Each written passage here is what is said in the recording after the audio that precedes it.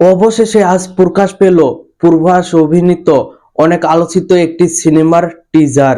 The রাজা sub সিনেমার teaser প্রকাশ পেল আজকে 11টা 20 মিনিটের দিকে। তবে এই টিজারটি আমার কাছে কেমন লাগলো সে বিষয়ে আলোচনা করব আজকের ভিডিওতে। আমি তারা মিয়া আজকের ভিডিওতে আপনাদের এই বিষয়ে আলোচনা করব। তো চলুন মূল গসিপে। পূর্বাস অভিনীত দ্য রাজা সাব সিনেমার টিজার প্রকাশ পেল আজকে। এই টিজারটি কিন্তু আমার কাছে বেশ ভালো লেগেছে, কেননা এই টিজারে পূর্বাসকে নতুন ভাবে প্রেজেন্ট করা হয়েছে। তাকে ফিট লাগছে দেখতে, তাকে অসাধারণ লাগছে দেখতে। এই সিনেমায় কিন্তু 2-3 জন নায়িকাকে দেখা যাবে, তবে প্রধান নায়িকা থাকবেন নিধি আগরওয়াল।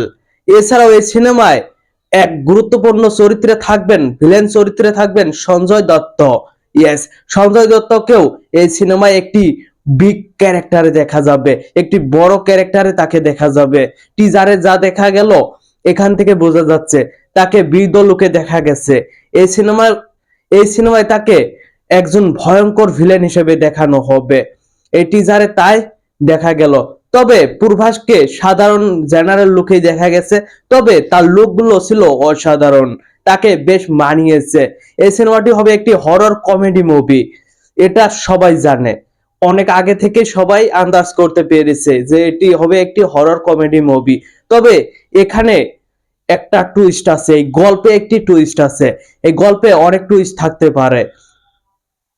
পূর্বাসকে নতুন ভাবে দেখা যেতে পারে।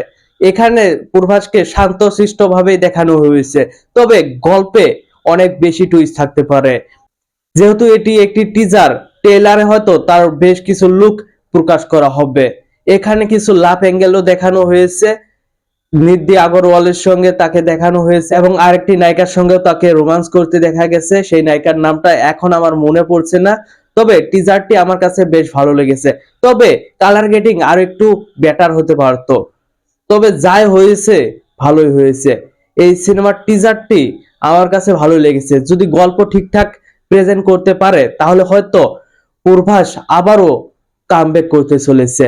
পূর্বাস বেশ কিছু সিনেমা কিন্তু ফ্লপ দিয়েছে, এই কথাটা কেউ অস্বীকার করতে পারবে না। তবে এবার হয়তো সে নতুন ভাবে কামব্যাক করতে পারে, এই সিনেমাটির মাধ্যমে হরর কমেডি মুভি দিয়ে আবারও সে কামব্যাক করতে পারে। কারণ এই মুহূর্তে মানুষ ভিন্ন ধাঁচের গল্প পছন্দ করছে, হয়তো হরর কমেডি মুভি দিয়েই সে কামব্যাক করবে। কেননা সে কিন্তু যখন বাহুবলী সিনেমাটি করেছিল সেই সময় তেমন সিনেমা ছিল না হিন্দি ইন্ডাস্ট্রিতে বা সাউথের ইন্ডাস্ট্রিতে। সেই কিন্তু প্রথম সেই ধাঁচের সিনেমা করেছিল এবং ব্লকবাস্টার, অল টাইম ব্লকবাস্টার ব্যবসা করেছিল, ইন্ডাস্ট্রি হিট ব্যবসা করেছিল। এখন দেখা যাক দ্য রাজা সাব সিনেমাটি কেমন ব্যবসা করতে পারে। এবং আপনাদের কাছে এই টিজারটি কেমন লাগলো অবশ্যই কমেন্ট বক্সে জানাবেন আপনাদের মতামত। ধন্যবাদ পুরো ভিডিওটির সঙ্গে থাকার জন্য।